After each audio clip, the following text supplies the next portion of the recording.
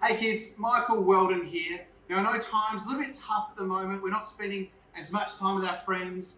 We're not sort of outdoors as much, but I think that means it's a perfect time to start cooking. Today's recipe is from Stephanie Alexander Kitchen Garden Foundation, and it's designed to support kitchen garden kids at home. So let's start cooking. And this is my mate Ryan. Ryan, how old are you? 6. And do you love cooking? And pizza? You like pizza? I reckon we should cook some pizza. So what we've got here is a few ingredients. The first thing we've got is some warm water.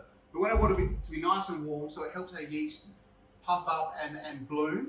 So what we're going to do is we're going to put our yeast into our water. So the yeast is that one there, Ryan. You want to chuck that in? And that just goes straight into there. Beautiful. Chuck me that. And then sugar as well. So we need a little bit of sugar to go in as well to help feed our yeast, to get that puffing up. So that goes in there as well. All of the sugar, one teaspoon. Beautiful. And then you just give that a whisk together. The yeast in the water is frothed up now. You can see on there's a nice big line of that sort of froth. It's double in size. Right, you're going to pour that into there. And we're going to whisk it all together again. Just want to combine it. Now, in this bowl here, we've got 400 grams of plain flour and a pinch of salt. Do you want to add that into our mixer? Beautiful. Look at that, no spilling. We're going to add our yeast, water, olive oil mixture. Pour that straight in there. Now we're going to whisk it. Yeah, we're going to mix it all together until we get a dough. Perfect. So we're going to do this until we get a nice ball of dough come together. It will take about 8 minutes. We're going to put it into an olive oil lined bowl. So see this bowl here, Ryan?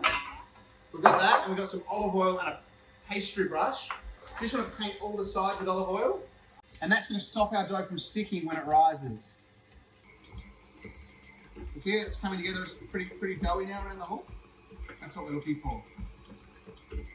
All right, Ryan. How long has our dough been mixing for? 8 minutes, exactly right. And have a look at it. It's gone, and it's nice and balled up into a nice ball of dough. Give it a feel. All we're going to do, nice little bowl. You want to make sure you check that little bowl. So chuck it in here. Straight in there. So what I'm going to do, I'm just going to cover it with a tea towel and leave it somewhere dry and warm in the kitchen. All right, Ryan, so it's been 1 hour and our dough's been resting. You ready to see how big it's got? Let's have a look.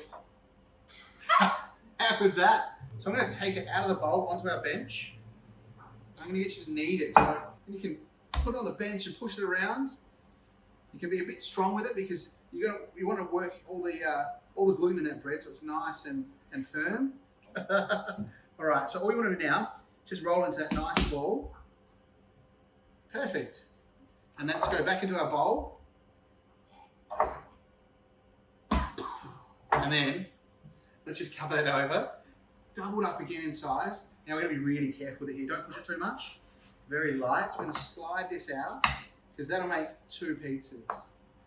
And we're going to roll ours out with semolina flour. So what we're going to do is we're going to sprinkle some onto our pizza and some onto our bench. And then we're going to roll out our dough. What do you reckon? So we're going to roll it out. It's muscle time. You got your muscles turned on? Click, click.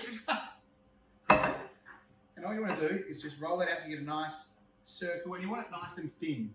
So you want a thin, crispy base.